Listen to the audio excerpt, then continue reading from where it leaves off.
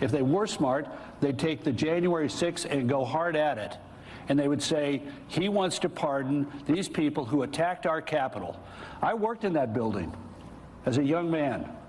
To me, the Congress of the United States is one of the great examples of the strength of our democracy and a jewel of the Constitution. And what those people did when they violently attacked the Capitol in order to stop a constitutionally mandated meeting of the Congress to accept the results of the Electoral College is a stain on our history. And every one of those sons of who did that, we ought to find them, try them, and send them to jail.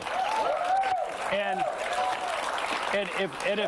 one of the critical mistakes made in this campaign is that Donald Trump has now said, I'm going to pardon those people because they're hostages. No, they're not. They're thugs.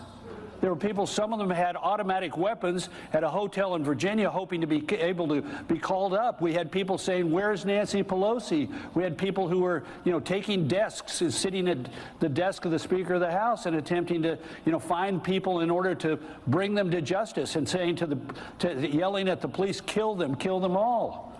And so why Trump has done this is beyond me. If he had said, you know what? I trust our jury system. I trust law enforcement. Anybody who assaulted the Capitol ought to be. I mean, he said it once or twice, but now he's appearing in a video with people who assaulted police officers with an intent to take the Capitol by force. So, look, I'm a Republican. I don't want to have a Democrat president. I want to have a Republican president.